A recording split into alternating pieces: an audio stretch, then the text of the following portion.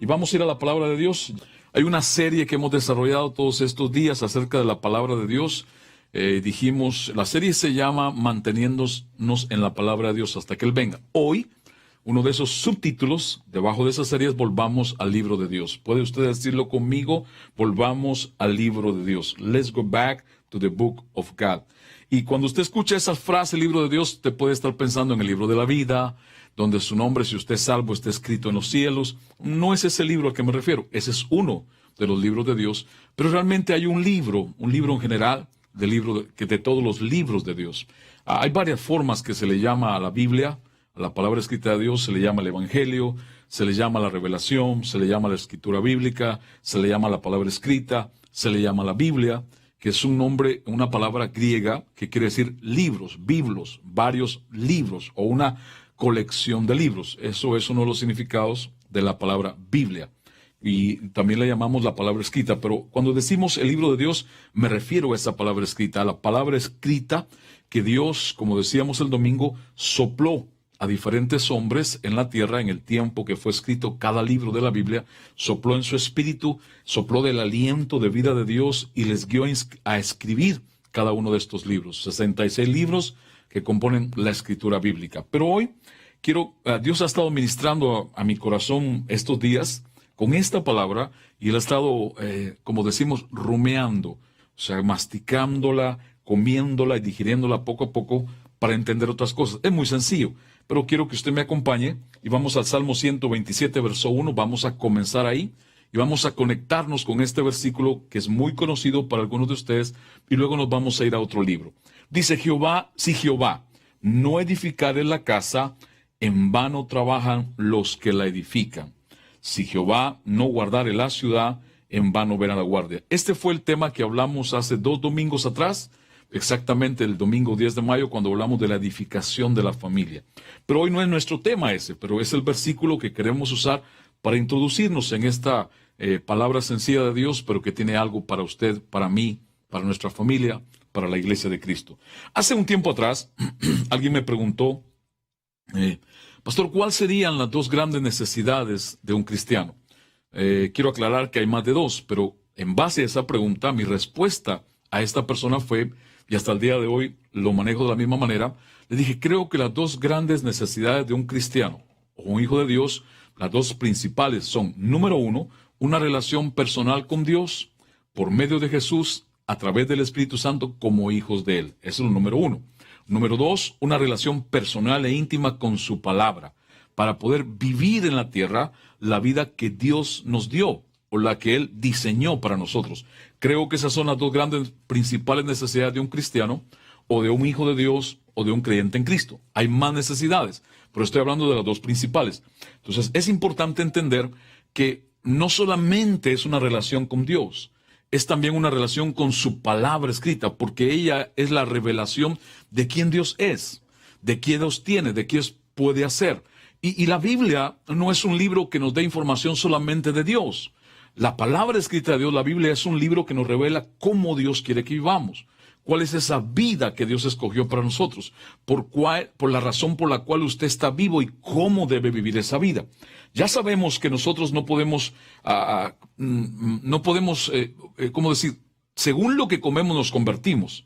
Todos tienen conocimiento algo de esto. Los médicos lo dicen, la ciencia lo dice, que según lo que usted coma en lo natural, usted se convierte. De allí que nos recomiendan cuidar mucho nuestra alimentación.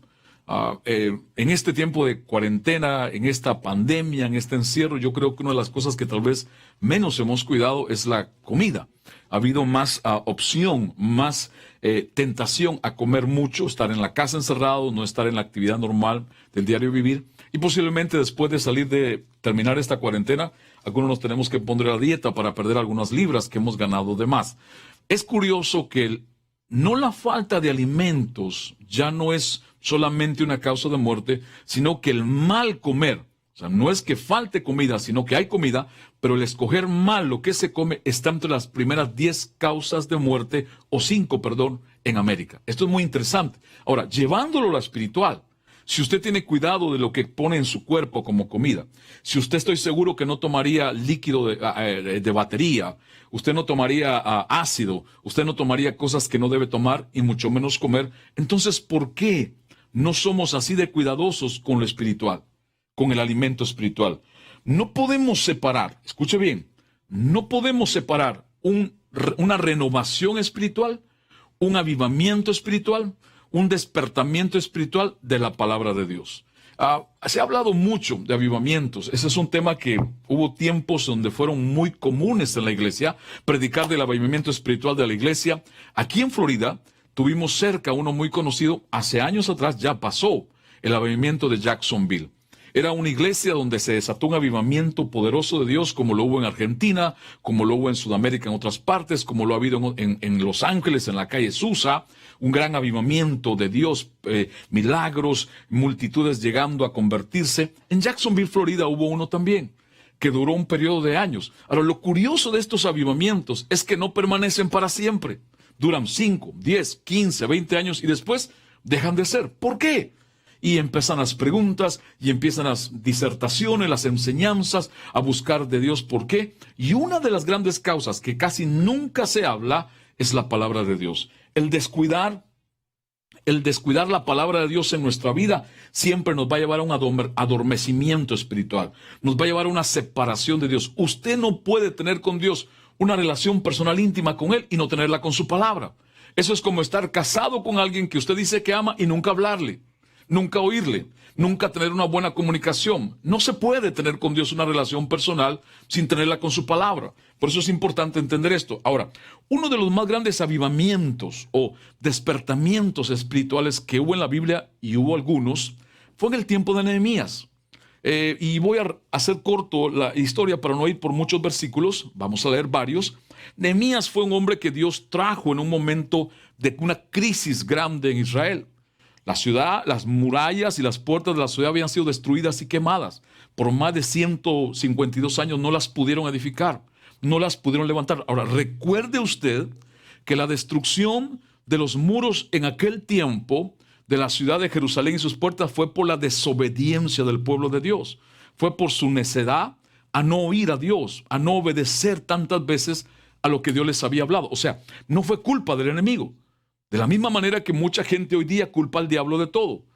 Si falla en algo, culpa del diablo. Si perdió esto, culpa del diablo. No. Si recuerda usted que cuando Dios puso a Adán en el huerto en Edén, lea su Biblia, Génesis 1, Génesis 2. Usted se va a dar cuenta que Dios ni siquiera le dijo a Adán, ten cuidado que ahí está el diablo. Dios no le dijo a Adán, ten cuidado porque el diablo se metió en la serpiente. ¿Por qué Dios no advirtió a Adán de ese Satanás metido en la serpiente? Porque a Dios no le importaba al diablo. A Dios le importaba que Adán hiciera lo que él le había dicho y eso era suficiente para vencer al diablo. Adán estaba equipado por Dios en una relación íntima con él, con la palabra de Dios, con toda su gloria y poder para poder vencer al diablo. Ese era el propósito desde el comienzo de Dios. Derrotar al diablo y someterlo bajo el dominio del hombre que Dios usaba para hacerlo. Pero ¿qué sucedió? Adán no obedeció. No es que el diablo fuera más poderoso, no es que el diablo pudiera más que Adán, es que Adán no hizo lo que Dios le había dicho que hiciera. Igual sigue siendo hasta el día de hoy. Cuando los muros de la ciudad de Jerusalén fueron destruidas, en el tiempo que hablamos de Nehemías y sus puertas quemadas, no fue porque los enemigos de Israel o el rey Nabucodonosor con su ejército fuera más poderoso que Israel. Fue porque ellos por tantas veces que oyeron a Dios, desobedecieron, y toda desobediencia va a traer consecuencias tarde o temprano. Entonces, en esa situación, Dios trae a este Nehemías, y cuando él oyó, dice la Biblia, y vio la destrucción, la ruina en la ciudad, él lloró, se quebrantó, se dolió. ¿Cuántas veces usted ha visto algo en su familia o en su vida y ni siquiera se ha sentido con un dolor dentro de decir, esto no puede ser? Esto no va, yo no lo voy a permitir. Como la Biblia dice que cuando Esther supo lo que le pasaba al pueblo de Dios, ella fue a Dios y le dijo, aquí estoy, yo no voy a quedar. De la misma manera Nehemías. Ahora escuche, entonces para hacerlo corto, Dios comienza a usar a este hombre y se desata un despertamiento espiritual maravilloso. Y yo he escuchado muchos mensajes y hemos poco compartido en nuestra iglesia acerca de Nehemías el constructor. Nehemías el hombre que Dios levantó para reconstruir lo que el enemigo había destruido. Pero hay algo que se nos queda por alto. Y yo quiero empezar leyendo, porque a pesar de ese despertamiento espiritual que los llevó a construir en 52 días, lo que en 152 años no habían podido construir, escúcheme, en medio de esto había dentro de ellos algo que no estaba bien, algo que faltaba. Empecemos en Nehemías 4, versos 16 al 18, por favor. Dice, desde aquel día la mitad de mis siervos trabajaba en la obra y la otra mitad tenía lanzas, escudos, arcos y corazas. Los que edificaban en el muro, los que acarreaban y los que cargaban con una mano trabajaban en la obra y con la otra tenían la espada. O sea, hubo un momento en el tiempo de esta reconstrucción. ¿Cuánto les gusta construir algo? ¿A cuánto les gusta tener algo nuevo? A todos nos gusta. Tal vez usted está en el proceso no de construir unos muros de una ciudad. Tal vez no está usted en el proceso de construir un edificio, pero muy seguramente todos estamos envueltos en la construcción de una familia, en la construcción de un hogar, en la construcción de una familia, en la construcción de una generación. O sea, muy probablemente usted está envuelto en eso como todos lo estamos. Posiblemente usted dice, pastor, yo no estoy construyendo ningún edificio o ninguna casa o ningún estadio, pero seguramente usted está construyendo todos los días su vida, la vida de su familia, la vida de sus hijos o su matrimonio. Entonces, esto aplica para todo tipo de construcción que sea para un bien o para la voluntad de Dios en nuestra vida. Quiero que escuche. Entonces, dice Nehemías que hubo un tiempo que la gente que construía con él los muros, con una mano trabajaban y con la otra estaban peleando porque había una enorme oposición. Ahora, debemos ubicar siempre la palabra de Dios en el centro de todo despertamiento espiritual. La palabra que más se usa es avivamiento espiritual, pero yo hoy escogí usar despertamiento espiritual. Las terribles condiciones que la vida de las personas hoy día en el mundo, porque es terrible, es debido no al diablo de lo malo que es. No es debido a que hay muchas tinieblas y muchos demonios. No. Es debido a la maldad que el ser humano ha permitido en su corazón, que lo ha llevado a pecar contra Dios y a separarse de él. ¿Sabe de qué es consecuencia todo lo malo que vemos en el mundo? De dos cosas. Uno, haberse separado de Dios. Dos, haber descuidado la voz de Dios, la palabra de Dios. Hace unos días vi una publicación en Facebook y esto lo hemos hablado en nuestra iglesia. Años atrás. Hay un movimiento que todos conocen, el LTG o LTB, el movimiento homosexual que promueve el matrimonio, que ya es legal en Estados Unidos entre hombre, hombre y mujer. Eso ya lo sabemos. Pero hay otro movimiento que se empezó a levantar hace años, no empezó ahora, no empezó ayer, y que poco se conoce. Se conoce con las siglas o las iniciales MAP, M-A-P.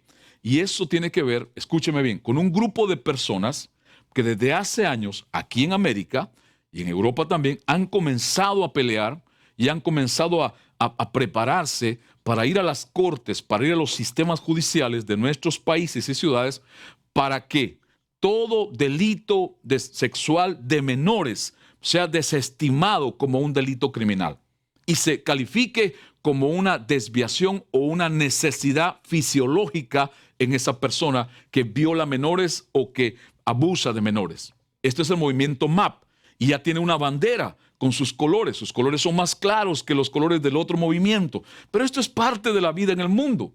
Así está de terrible las condiciones en el mundo en que vivimos. La Biblia lo dice, no nos debe sorprender. Por eso le digo, si usted se aparta de Dios, si usted se separa de lo que Dios dice en su palabra, usted va a ser absorbido por todo este movimiento que hay en el mundo de tinieblas. Estamos en el mundo, mas no somos de él. Y muchos se van a sorprender cuando este movimiento gane casos en cortes federales judiciales para eliminar delitos sexuales que se juzgan como crímenes y se van a calificar como algo normal. Yo leía un documento que ellos escribieron donde ellos dicen que es normal que un hombre adulto desee a un menor para casarse o tener relaciones con él como una persona adulta. Es normal y esto va a pasar. No porque yo estoy hablando maldición, porque la Biblia nos da a entender. A Jesús dijo en una ocasión cómo serían los tiempos antes de su venida, como los días de Moisés y aún peor que los días de Moisés. Ese es el mundo en que vivimos. En otras palabras, no podemos vivir bien en este tiempo sin una relación personal con Dios. y sin una relación personal con su palabra. Nehemías y el pueblo de Dios construyeron juntos aquellos muros que fueron destruidos y sus puertas quemadas. 150 y pico de años estuvieron sin poderlo hacer. Y en una forma sobrenatural, en 52 días, lo lograron construir. Ahora, ¿cuál era el problema dentro de ellos? ¿Sabe? Yo quiero contarle algo. Voy a usar las palabras de uno de los hombres, ya un hombre anciano de Dios, que en los últimos 50 años ha dedicado su vida a estudiar todos los despertamientos espirituales en el pueblo o la iglesia de Dios. Voy a literalmente usar palabras que él escribió en uno de sus documentos, uno de sus libros, que las tengo de hace tiempo y las recordé en estos días. Quiero leérselas. Dice: recordemos que toda la maldad, toda corrupción y confusión, toda la vergüenza, toda la deshonra, todo el rechazo a la verdad, toda blasfemia, tienen sus orígenes en el descuido de la palabra de Dios. Siempre ha sido el propósito de Satanás alejar de la palabra escrita al pueblo de Dios, y usará todo lo que pueda con tal de lograr este propósito.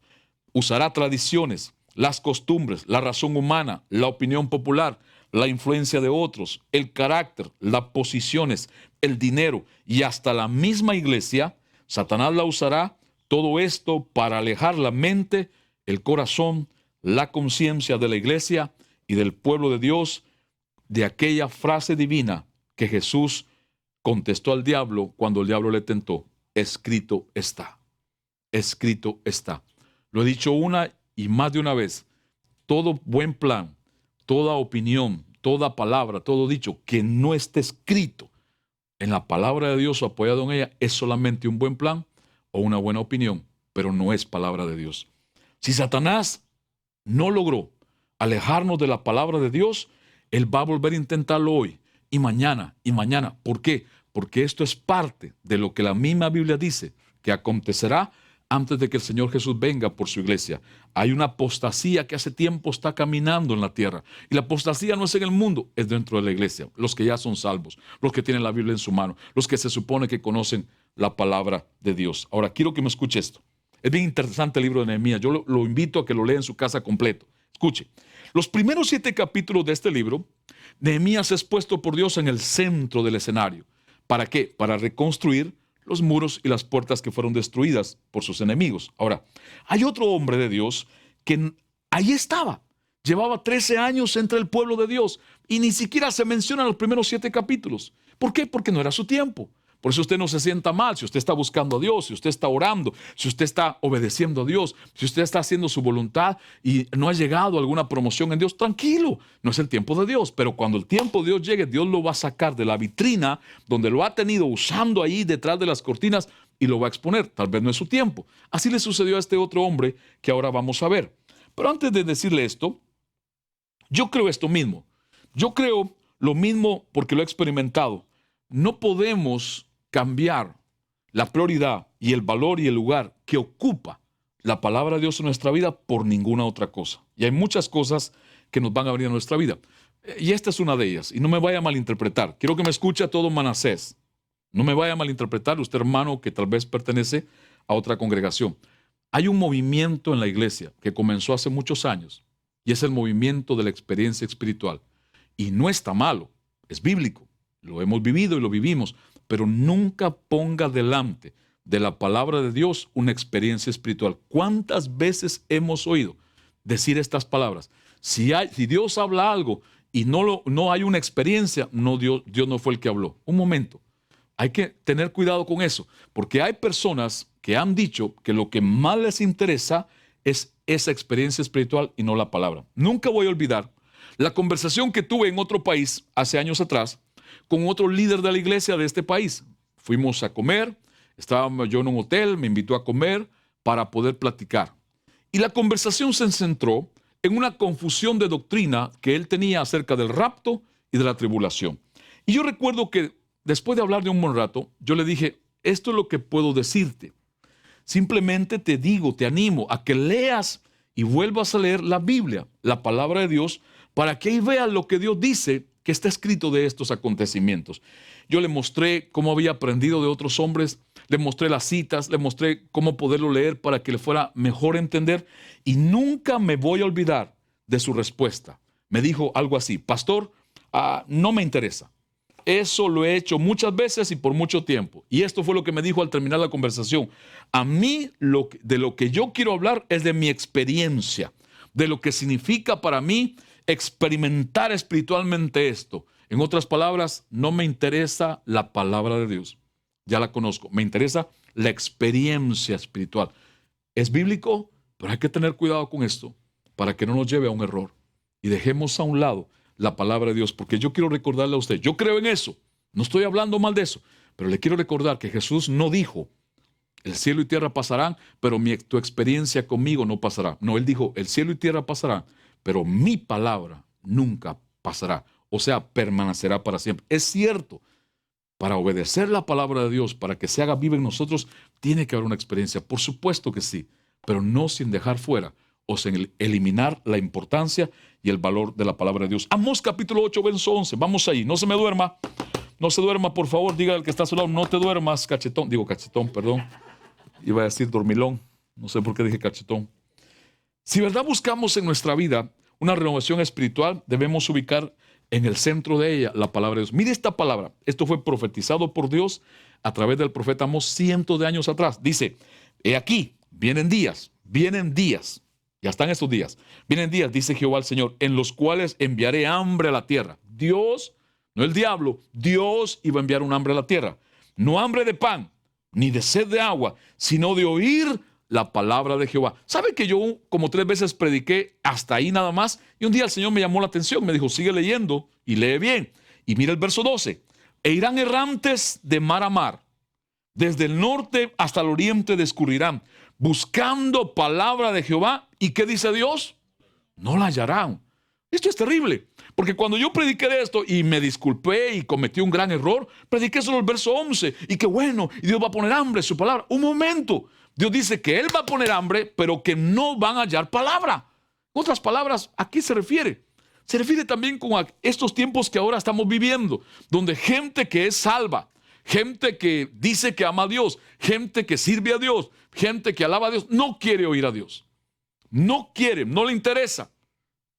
Si vemos bien esto, podemos ver mucho que de lo que esta profecía dice, que Dios habló hace muchos años por el profeta Amós, ya está sucediendo.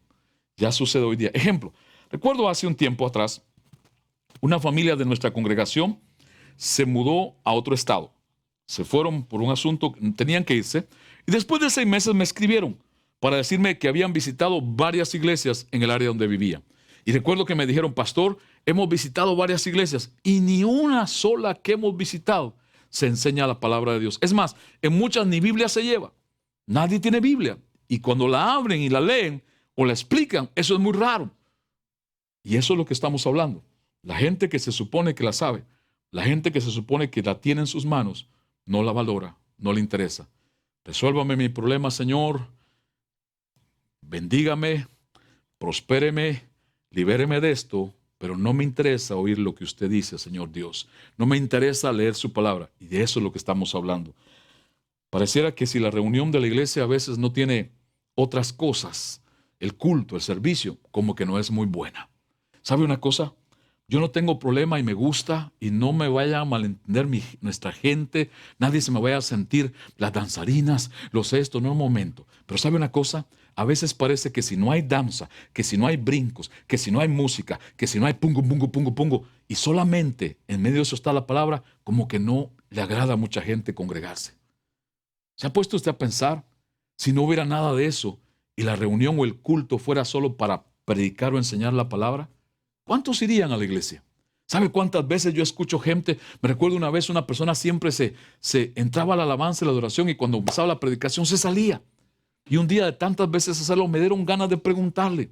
Y le fui a preguntar. Mi esposa estaba predicando, yo andaba dando vueltas y le fui a preguntar. Le dije, hermano, ¿por qué usted siempre se sale? ¿Se va a trabajar? ¿Qué pasa? Me dice, no, es que me aburro cuando empiezan a predicar, me da sueño. En otras palabras, no me importa oír lo que Dios va a decir. A mí me importa cantar, danzar, brincar, dar vueltas en el aire, pero no quiero escuchar a Dios. Eso es lo que le estoy diciendo. Nosotros mismos le hemos dado vuelta a los valores. Nosotros mismos hemos alterado la prioridad de la palabra de Dios. Y si no hay danza, si no hay concierto, si no hay música, si no hay obra de teatro, si no hay correr por un lado, y no está malo hacerlo. Pero la palabra de Dios tiene que estar en el centro de todo. Porque ¿de qué sirve que hagamos todo eso si Dios no habla? Perdimos el tiempo. Fuimos un grupo más. El mundo tiene más entretenimiento que nosotros y lo hace mucho mejor todavía. La iglesia no es un lugar para entretenerlo a usted. La iglesia es un lugar para que usted se transforme su vida a la manera de Dios. Y es el lugar donde deberíamos predicar y enseñar la palabra de Dios. Es más, mucha gente, y hablo de la nuestra, no puedo hablar de la otra, y ahora voy a sacar para decir la nuestra. Mucha gente nuestra no valora a los discipulados. No van al discipulado. Ya ni siquiera les interesa. Entonces, ¿qué quiere decir eso? El discipulado no me ayuda a mí, el que usted vaya o no vaya. No es un favor para mí, es un favor a su propia vida. Porque es una oportunidad más para que esa palabra de Dios transforme su vida y la de su familia. Es imitar lo que Jesús hizo. Jesús convirtió a un grupo de hombres. ¿Sabe cómo los convirtió? Por el discipulado. No hubo iglesia si primero no hubo discipulado. Enseñanza de la palabra, modelarles cómo vivir la palabra. Y esos 12 hombres le dieron vuelta al mundo cuando la iglesia comenzó a través de ellos, la iglesia de Cristo. Yo recuerdo un domingo hace tiempo atrás, fui a la puerta a saludar a las personas. No se me duerma. Tengo una cámara que está viendo para allá. La estamos buscando para comprarla, que podamos verlo de aquí para allá. Y recuerdo que voy a saludar a esta persona, lo veo que en su rostro está molesto.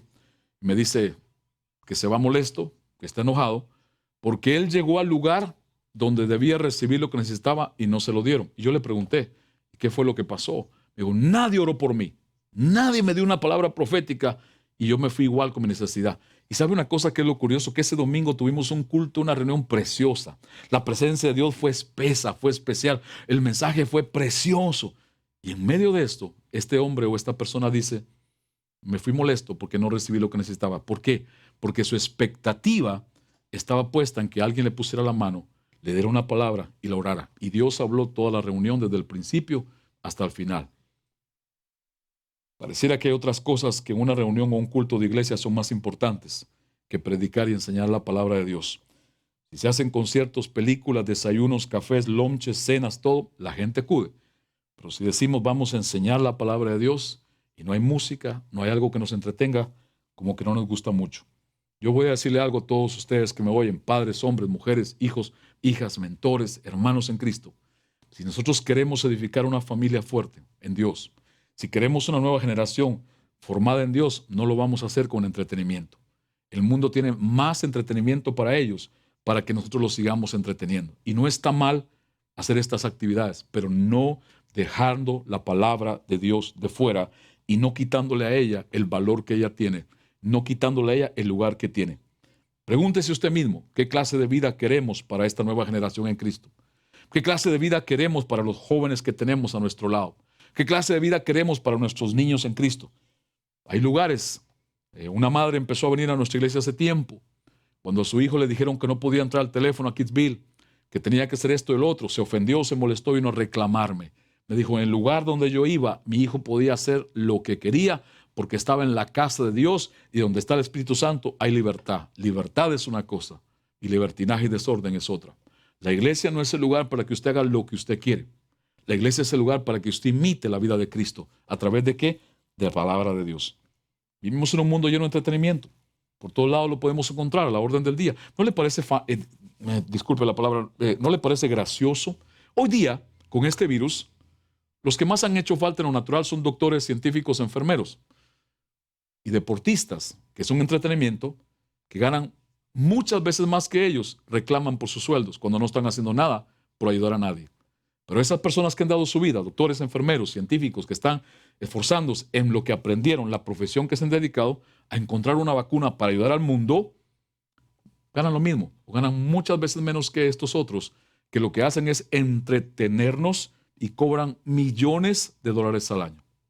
Y siempre hay justificación para eso, claro que sí. ¿Quién les paga el sueldo? Los que van a los estadios, los que compran su ropa, los que compran sus marcas. Pastor, ¿usted es un religioso? No, yo no soy un religioso. Estoy tratando de ser claro con las cosas y darle valor a las cosas que las cosas merecen delante de Dios. Un día vi un seminario, lo vi por internet hace tiempo atrás, y había un grupo de pastores y líderes de diferentes congregaciones de un estado del país de Estados Unidos. Y entre ellos había gente conocida. Y recuerdo que el tema se centró, el tema de ellos era cómo hacer para atraer las personas a nuestras congregaciones. ¿Cómo hacer para que se congreguen más jóvenes o adultos o familias? Y hablaban de diferentes ideas, decían hacer esto, conciertos y de todo. Y en medio de ellos había un hombre mayor de edad, un hombre muy conocido de Dios, ya un anciano de Dios, que tiene una iglesia muy influyente. Él no había participado mucho en las opiniones. De repente todos se voltearon a él y le hicieron la pregunta. Dijeron, ¿cómo tú haces? Porque sabemos que tú tienes culto el miércoles en la noche y el domingo y la gente te va. ¿Cómo haces para que la gente te vaya el domingo en la noche? Cuando nosotros no tenemos ni servicio y mucho menos entre semana, la gente no va si no hacemos una danza, si no hacemos un especial, si no hacemos un concierto. Y este hombre le dijo, simplemente desde que comenzamos la iglesia, yo sigo haciendo lo mismo. Les predico y les enseño la palabra de Dios con autoridad. Y le preguntaron, ¿y la gente va? Sigue yendo.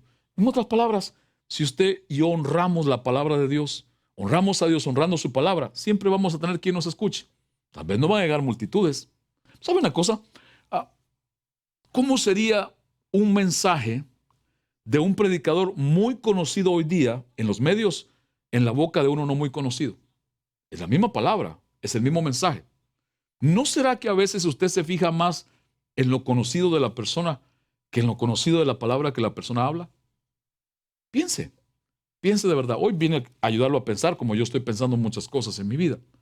¿No será que usted se pone más atención en quién es el predicador y qué tiene y qué ha logrado en la palabra que se está predicando?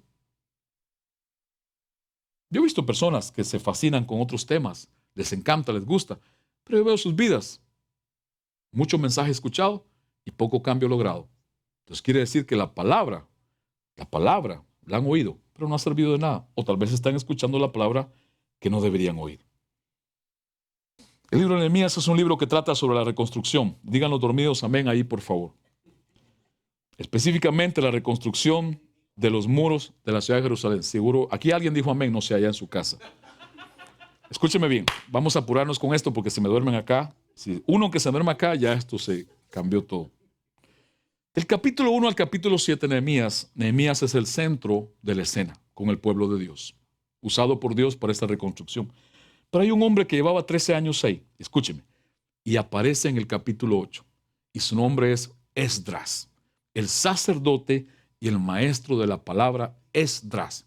Estaba por 13 años ya en medio de ellos, pero no era su momento. Dios lo aguantó, Dios lo guardó para esta otra etapa. Escuche, usted puede pensar que por estar construyendo un negocio y tener ventas y clientes y dar sus diezmos, que todo está bien. No se confunda. Tenga cuidado, porque la medida de Dios no es en lo que usted hace, es en quién usted se está convirtiendo. Puede ser que usted esté construyendo un negocio y le va muy bien, pero dentro de usted o su familia o su matrimonio hay un vacío, hay algo que está faltando. Eso es lo que pasaba con el pueblo de Dios en el tiempo de Nehemías. Miren Nehemías 7, capítulo 73, y vamos a conectarnos ya ahí. Termina el capítulo 7 diciendo que la gente regresó a sus ciudades. Dice, los sacerdotes, los levitas, los porteros, los cantores, la gente del pueblo, los servidores del templo y los demás israelitas se establecieron en sus propias ciudades. Al llegar al mes séptimo, los israelitas ya estaban establecidos en sus ciudades. Escúcheme por favor. Ya los muros de la ciudad están construidos. Ya las puertas están reconstruidas y edificadas. Entonces todos regresan a su ciudad y a sus casas. A construir ahora sus casas. Ya la ciudad está reconstruida y edificada. Se regresan a su propia casa a reedificar lo que se había dañado en aquellos tiempos. Entonces, escúcheme bien. Leí un libro que tenía una serie de estadísticas de la iglesia en América, de los últimos, creo que 70 años o 50 años. Y entre esas estadísticas dice, quiero que escuche, que de las muchas personas de la iglesia que se envuelven en una construcción, en una compra de casa, edificio, negocio, en el tiempo de eso surgen otros problemas que ya estaban ahí. Escuche esto. Y después de terminar la construcción de la casa, edificio, negocio o alguna otra cosa, necesitan siempre un nuevo despertar espiritual, porque sale lo que dentro de ellos estaba, que ya estaba mal. Que mientras construían no se veía, como Nehemías, construyendo con una mano, peleando con la otra, todo muy bien, aleluya, amén, gloria a Dios, estamos contentos. No, había un problema y ahora lo vamos a ver. Todo proyecto para hacer algo comprar, edificar, construir, negocio, casa, familia, matrimonio. Siempre, siempre, una de las pruebas de esa construcción, escúcheme, va a ser que va a probar el nivel de espiritualidad de cada persona. Siempre va a suceder. ¿Por qué, pastor? Porque se supone que si su nivel de espiritual está como Dios quiere, el hacer esa construcción, este proyecto, lo va a llevar a estar más cerca de Él. Pero en muchos casos es todo lo contrario. Nehemías ocupó un lugar importante en la reconstrucción de esos muros. Pero aparece otro hombre que juega otro papel importante. Y escúcheme bien, en Nehemías 8, verso 1, verso 2, verso 4 y verso 8, dice cosas importantes. Pero quiero que vayamos a Nehemías 8, verso 1 y comencemos nuestra lectura. Todo el pueblo, está cortado algunos versículos para ahorrar el tiempo. No es que estamos cortando la Biblia, tiene 3 puntos que nos da a entender que es la continuidad de algo. Todo el pueblo, como un solo hombre, se reunió en la plaza, que está frente a la puerta del agua, y le pidió al maestro Esdras traer el libro de la ley que el Señor le había dado. Imagínese usted que toda nuestra congregación, Manasés, toda la iglesia, diga, pastor, pastora, enséñanos más la Biblia. Esto es lo que estaba pasando. Todo el pueblo se juntó en un lugar y buscaron a Esdras, el sacerdote, ya no Nehemías el constructor. Nehemías fue el constructor, Esdras fue el sacerdote. Nehemías fue el edificador de lo exterior, Esdras era el edificador de lo interior. No se confunda, escuche. Y dice, queremos oír la palabra de Dios, el libro de Dios, el libro de la ley, la palabra escrita que había hasta ese momento. ¿Se pueden imaginar que los niños y los jóvenes de nuestra iglesia vengan, mentor, ministro, pastor, maestra, enseñe más la Biblia? Eso no pasa. Bueno, yo no lo he visto así que vengan todos, 1, 2, 3, por ahí 4, 5, una familia, unos hermanos, pero no todos. Sería una tremenda sorpresa para mí mismo que cuando comencemos a reunirnos en el mes de junio, primero Dios, toda la iglesia de Manasés se junte. Queremos más palabras, queremos más palabras. Vamos a ver si eso sucede. Nehemías 8, verso 3. Nehemías 8:3. Y leyó en el libro delante de la plaza, que está delante de la puerta de las aguas, desde el alba hasta el mediodía. Esto es del amanecer al mediodía. A ver, desde las 6 a las 12, ¿cuántas horas hay? 6 horas. En presencia de hombres y mujeres y de todos los que podían entender. Esto es importante. De todos los que podían entender, incluye los niños, los jóvenes. Y los oídos de todo el pueblo estaban atentos al libro de la ley. Escúcheme un momento. La Biblia no dice, yo lo busqué, que se sentaron. Estuvieron parados 5 horas, 6 horas. Eso no sucede, hermana. No sucede en otras partes. Imagínense llegar al culto en junio y le quitemos los asientos al lugar y entran todos y yo le aseguro a usted que se forma un problema. Búsqueme al pastor. ¿Dónde está el que está corriendo servicio? Aquí no hay dónde sentarse. Yo no puedo. Esta gente se paró a oír la palabra de Dios por 5 o 6 horas. Y la Biblia no dice que se quejaron. Ay, no hay lugar. Ay, el calor. Ay, el aire. Ay. No, atentamente escucharon la palabra de Dios. Atentamente. Ellos hicieron al revés de lo que hacemos nosotros. Ellos se pusieron de pie para escuchar la palabra. Nosotros nos sentamos. Bueno, yo no, pero usted se siente. Es más, ahí está en su casa, ahí, en el sofá, seguramente con el reclinable para arriba. Posiblemente ya pegó 3 pestañazos en esa comodidad. Esta gente se paró para escuchar la palabra. Escúcheme bien, su fe, su espíritu y su actitud eran totalmente diferentes. Cada vez que tu fe, cuando la palabra de Dios se habla, se predica, se enseña, y tu espíritu es correcto, y tu fe es diferente, y tu actitud es diferente, va a ser una gran diferencia. La Biblia no se dice que ellos se quejaron porque no tenían dónde sentarse, solo afirma que todos oyeron atentamente. Me gusta mucho cuando veo gente en nuestra iglesia tomar notas. Me gusta mucho cuando veo gente en nuestra iglesia tomarle fotografías a la pantalla, a los versículos, las palabras. Eso demuestra su actitud. Eso demuestra que le interesa lo que está viendo. Yo he estado en muchos lugares donde se predica palabra. He tenido la oportunidad de estar en muchos congresos, seminarios, desde 10 personas hasta miles de personas. Y usted va a ver siempre un grupo que apunta y toma notas y va a haber otro grupo que nada. Por muy bueno que sea el predicador o el maestro de la palabra de Dios cuando usted lo escucha, si su espíritu no es correcto, si su fe no está bien y su actitud no es la mejor, no va a hacer ninguna diferencia. Pero el predicador puede no ser muy bueno, pero si tu fe está correcta, tu espíritu está correcto y tu actitud está correcta, usted va a sacar. Esa palabra le va a traer algo que va a transformar su forma de pensar. El sábado para algunas personas No sé para usted, pero el sábado es como que el día se junta todo. No sé si a usted le pasa. Escúcheme acá. El sábado es el día de lavar la ropa. El sábado es el día de visitar a la comadre. El sábado es el día del supermercado. El sábado es el día de llevar el carro al car wash. El sábado es el día de sacar el perro al parque. El sábado es el día de la playa. Ahora no hay playa. El sábado es el día de ir al mall. O sea, el sábado se convierte en un día saturado de cosas. Escúcheme, no se me duerma. Y al otro día, ¿cuál viene? El día del Señor. El día que se supone que la gente va inmaculada, santa, llena de hambre de Dios. ¿Sabe cómo llega la gente a las iglesias el domingo? Cargados de día sábado. Supermercado, lavarropa, plancha, limpia, pinta, arregla, la cerca, el perro, la tía, la abuela, la comadre. Llegan el sábado así. Por eso es que yo tengo por hábito, tuve que hacerlo por necesidad. ¿Usted sabe cuántos sábados yo no he salido para hacer algo con mi familia tal vez? No porque no quiero, sino porque necesito encerrarme. O mi esposa también. Estar encerrado. Y cuesta porque el sábado es ese día que a todos nos atrae. De lunes a viernes el trabajo normal. El sábado es el día que queda libre para todo. Pero cuesta, pero yo tengo que meterme. Porque al otro día hay algo muy importante que hacer. Es pararse frente a un grupo de personas, hablarles en nombre de Dios su palabra santa, bendita y poderosa. Y llegar ahí lleno de cosas, del car wash, de la playa, del parque. Y no está mal hacerlo. Por supuesto que yo no estoy diciendo que no lo hagamos. No se va a decir el pastor Carlos es un religioso, me dijo que no playa, no parque, no mall. En cierta forma le va a ayudar, le va a ahorrar mucho dinero y problemas también. Nehemías 8, verso 4.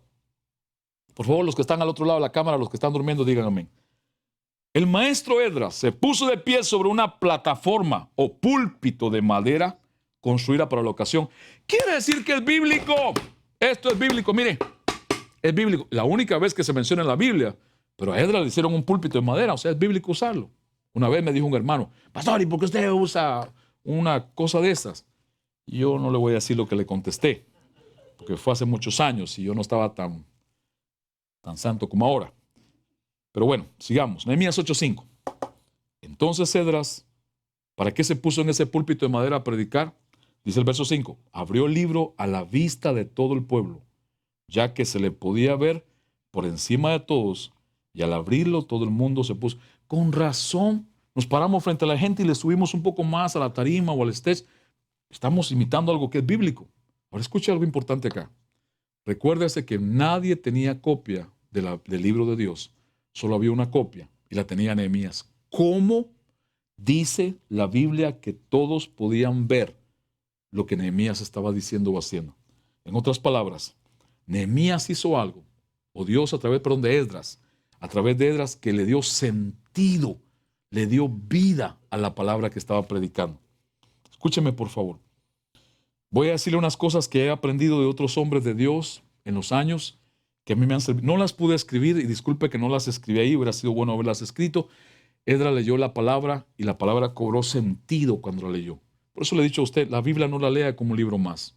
No la lea como la Cosmopolitan. No la lea como la TV Novelas, no la lea léala como la palabra viva de Dios. Escúcheme, he aprendido estas cosas. Antes de leer y estudiar la palabra escrita de Dios, y antes de predicar, usted que es mentor, usted que está en Manasés o en otra iglesia nuestra o otra iglesia, y Dios lo usa para enseñar a otros la palabra, o para predicar, o para evangelizar con la palabra de Dios, tome esto en cuenta. Ore a Dios por 3 cosas. Puede orar por más, pero no olvide estas 3. Ore a Dios pidiéndole ayuda para que usted le diga, Señor, yo quiero ver qué dice esta palabra, tu palabra, la que está enseñando, la que está leyendo. 2, pida la ayuda para ver qué significa esa palabra. 3, pida la ayuda para que usted entienda lo que significa para usted. ¿Me entendió? Cuando usted lea la Biblia, cuando usted le enseña, mentor, pastor, predicador, hermano, primero pida al Señor, ¿qué quiere decir esta palabra? Segundo, ¿qué significa? Tercero, ¿qué significa para mí? Para yo vivirla. ¿Qué quiere decir con esto, pastor? Quiero decir que observar en la palabra es ver lo que ella dice. Quiere decir que interpretar es entender lo que ella significa. Cuando usted lo entiende, usted lo puede interpretar para otro. Pero escuche, pero aplicarla en su vida es lo que hace la diferencia. Porque si no, solamente estamos dando información a otros, conocimiento, pero no estamos transmitiendo una experiencia vivida por la palabra de Dios. Esdras leyó la palabra de Dios y ella tuvo sentido. El texto bíblico literalmente dice que Esdras ayudó a que otros entendieran. Ahora, hay un anciano hombre de Dios que le dijo a un grupo de grandes predicadores en Estados Unidos hace un tiempo atrás. estas palabras. Les dijo, ustedes y yo que enseñamos la palabra de Dios, les dijo estas palabras, son muy significativas para mí. No has enseñado si no han aprendido. ¿Cómo así? Si usted cree que cuando enseña la palabra, mentor, líder de grupo en casa, predicador, hermano, pastor, cuando usted cree que ha enseñado, es porque alguien tiene que aprender. Porque usted pudo haber enseñado, pero si no han aprendido, no hemos enseñado. Y esta es una gran verdad. Toda enseñanza de la palabra de Dios tiene proceso. Toda enseñanza de la palabra de Dios tiene un proceso. Veámoslo en Esdras. Veamos lo que Dios usó este hombre con el pueblo de Dios en el tiempo de Nehemías. El proceso de la enseñanza de la palabra de Dios exige cambio. Tiene que exigir cambio. Si no hay cambio, no hay proceso de la enseñanza de la palabra de Dios. Si usted oye la palabra de Dios por su fe y la entiende, no debe de irse de la misma manera. Algo diferente debe suceder en su vida. No puede usted quedar igual, no puede usted permanecer igual, porque ella exige cambio, ella exige transformación. Es la palabra de vida, la palabra que penetra, la palabra que transforma, la palabra que critica nuestros pensamientos para compararlos con los pensamientos de Dios. La palabra de Dios critica, juzga nuestras intenciones para ver si son puras delante de Dios. Nehemías fue importante en la construcción de los muros, pero así de importante fue Esdras, porque mostró Dios a través de él que hacía falta algo en el pueblo de Dios. Y aquí es donde estamos llegando ya a la conclusión. ¿Cuál era el problema que había dentro de las familias del pueblo de Dios en el tiempo de Nehemías? Veamos Nehemías 8, versos 5 al 6. Nehemías 8, versos 5 al 6. Y los dormidos digan amén. Escuché un amén. Nehemías 8, versos 5 al 6. Esdras, a quien la gente podía ver porque él estaba en un lugar más alto, abrió el libro y todo el pueblo se puso de pie. Entonces Esdras bendijo al Señor, el gran Dios, y todo el pueblo, levantando las manos, respondió amén y amén. Luego adoraron al Señor, inclinándose hasta tocar el suelo con la frente. Escuche, por favor. ¿Qué era el problema que tenían? Habían descuidado la enseñanza de la palabra de Dios y habían descuidado, por lo tanto, la adoración a Dios. Muy bueno la construcción, muy lindo el edificio, muy linda la casa, muy bueno el negocio que usted está edificando, pero no descuide la palabra de Dios, porque va a descuidar la adoración a Dios, su relación con Dios.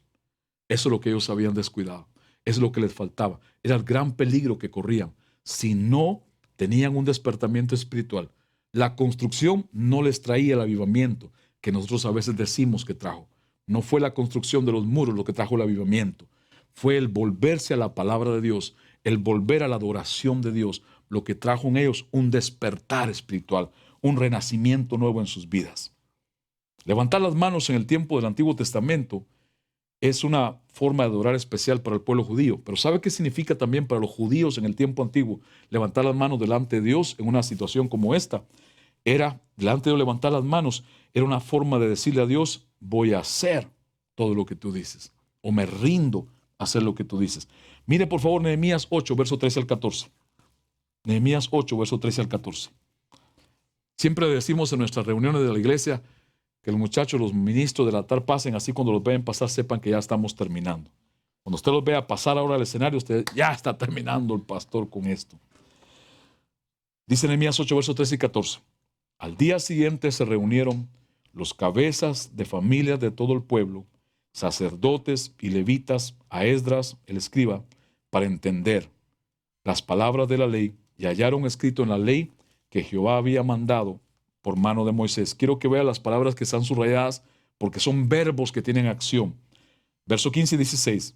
Que hiciesen saber y pasar pregón por todas sus ciudades y por Jerusalén. Verso 16. Salió pues el pueblo y trajeron ramas e hicieron tabernáculos en los patios de la casa de Dios.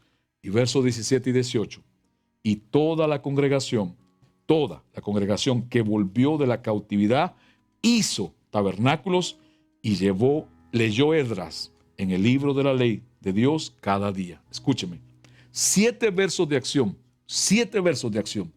Esto sucedió en ellos después que leyeron el libro, que Esdras les leyó la palabra de Dios, que Esdras les volvió a enseñar la palabra de Dios y adoraron a Dios, entraron en esta acción, en este renacimiento espiritual. ¿Qué hicieron? Se reunieron todos como una sola persona. Entendieron la palabra de Dios que se les enseñaba.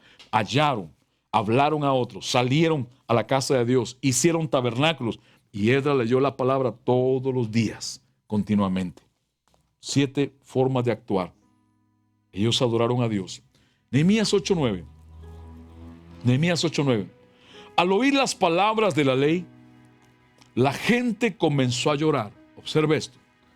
Al oír las palabras de la ley, ¿cuál ley? La palabra escrita de Dios que había en aquel momento. La gente comenzó a llorar.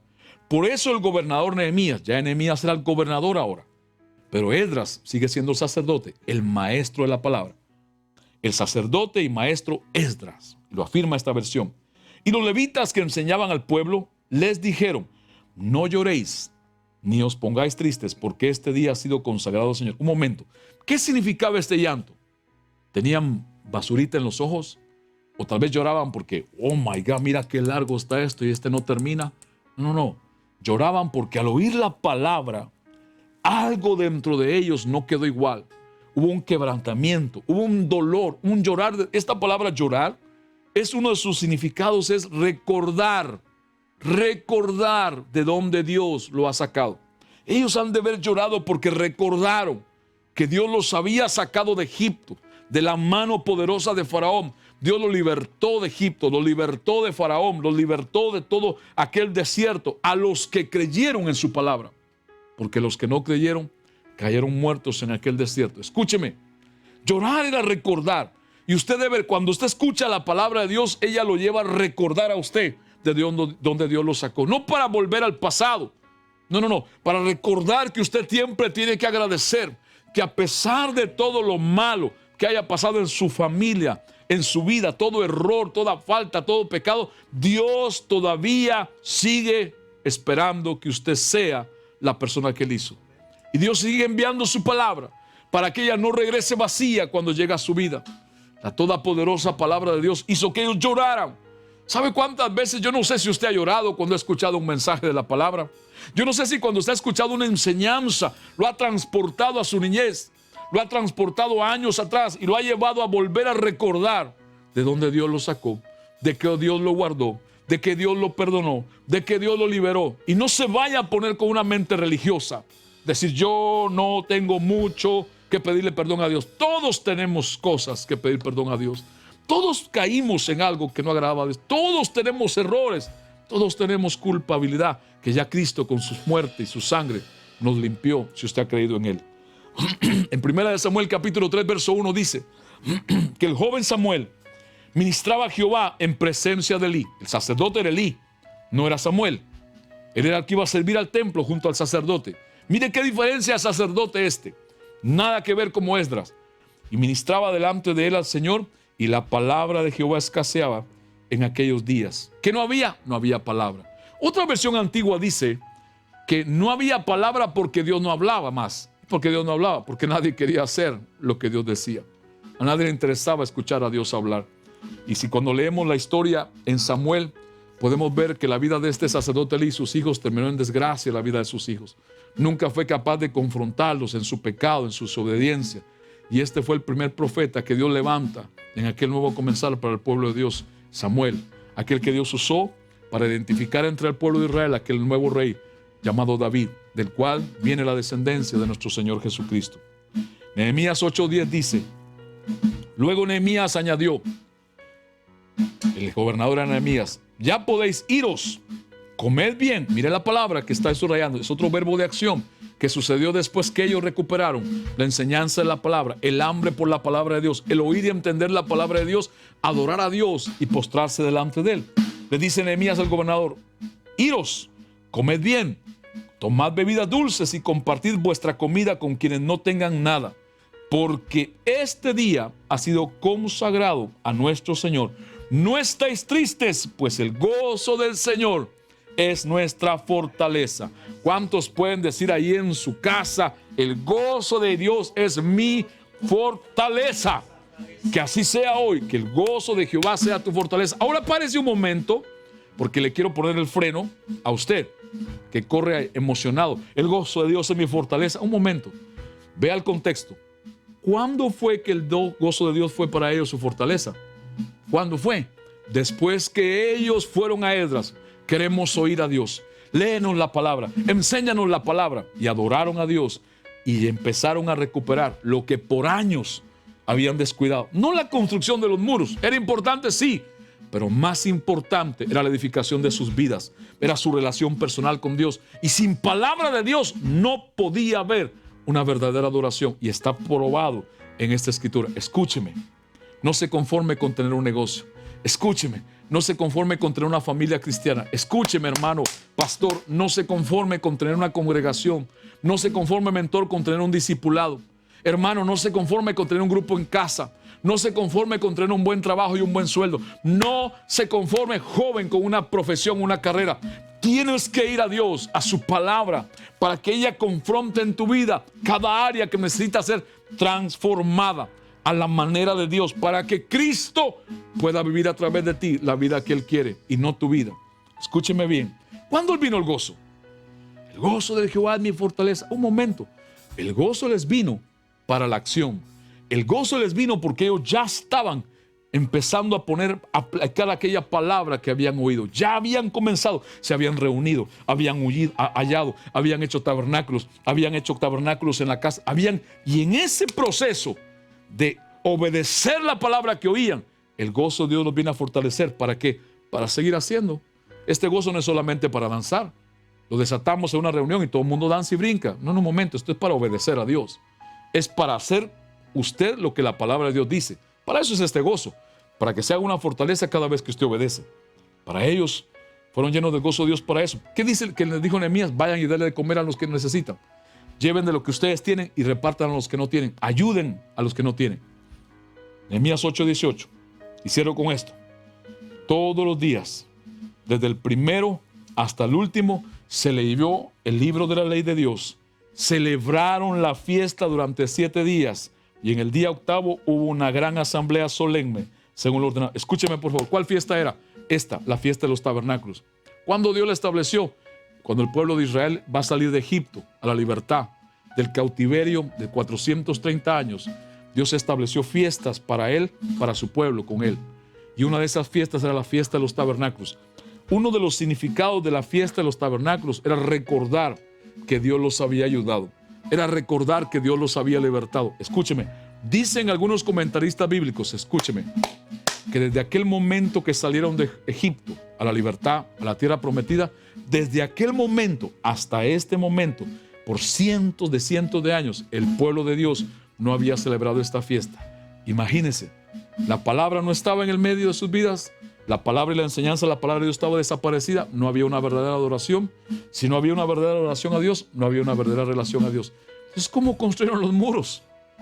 ¿Cómo no iban a terminar más cansados o vacíos después de construir tremenda edificación si no había una buena relación con Dios y no había una buena enseñanza de la palabra de Dios?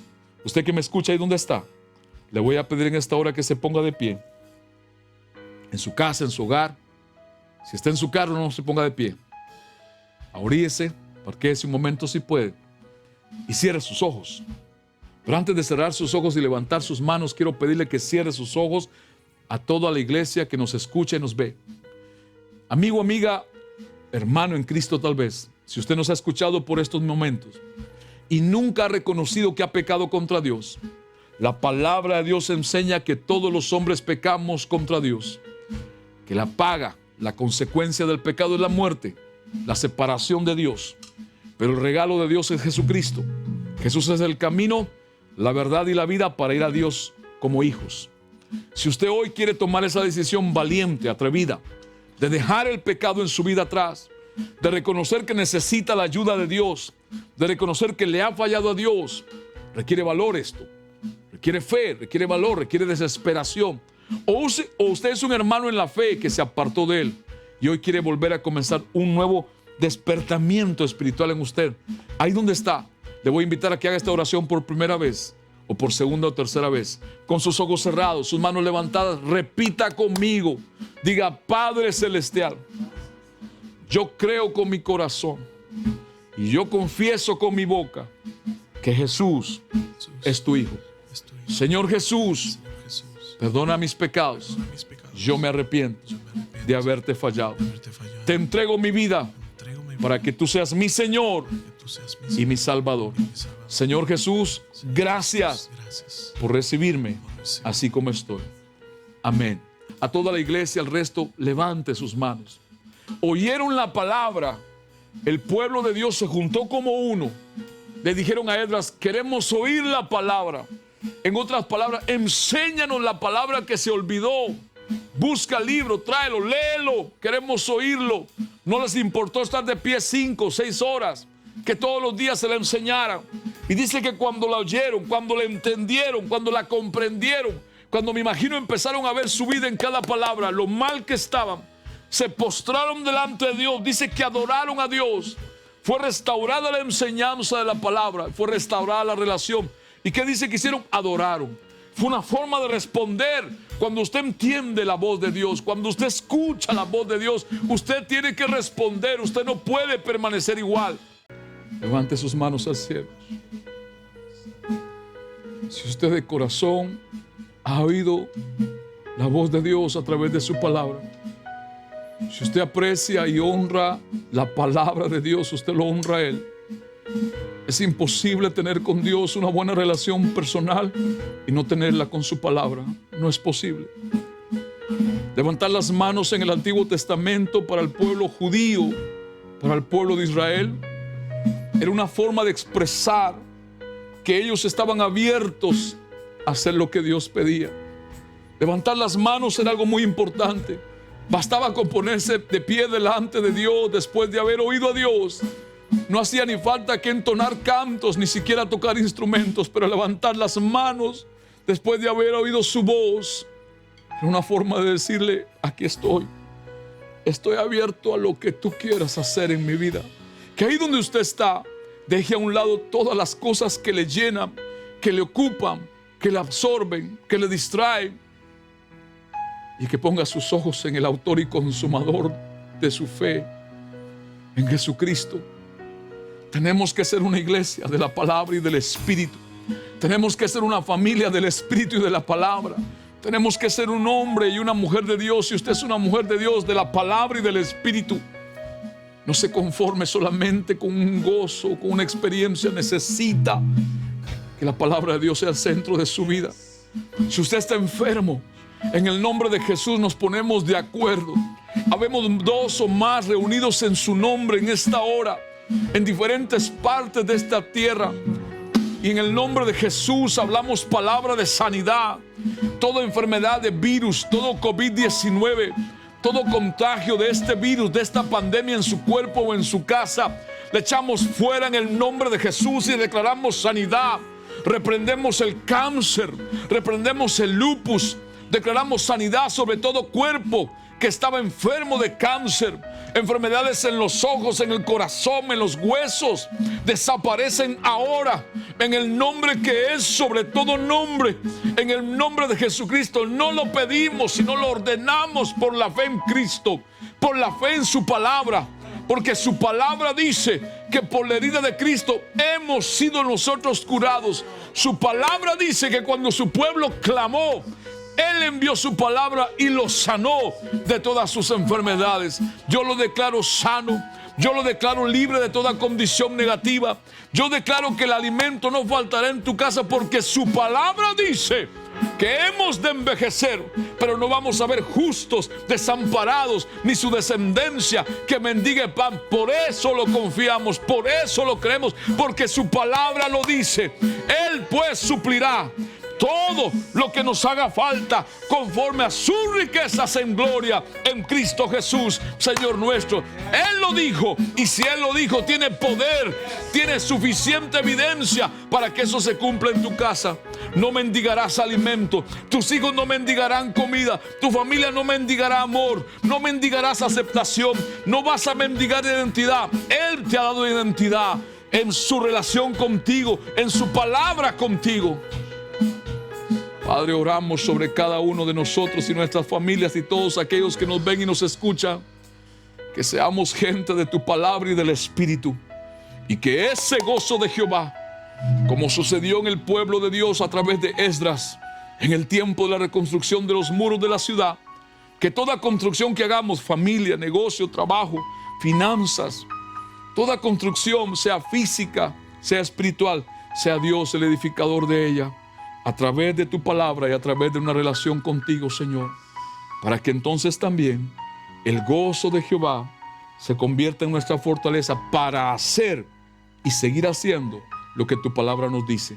Y hablamos ese gozo sobre todo el pueblo que nos escucha, sobre cada familia y cada hogar, declarando sanidad, libertad, restauración en las vidas personales y familiares, en matrimonios, y las cosas materiales vendrán por añadidura.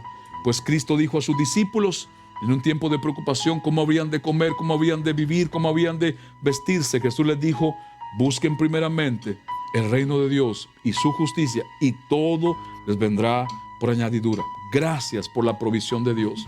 Gracias porque no nos ha hecho falta y no nos faltará. ¿Por qué? Porque Él lo dijo. Así lo creemos y lo declaramos. Si usted lo cree ahí donde está, diga amén. Diga amén y junte sus manos para darle un aplauso a Dios.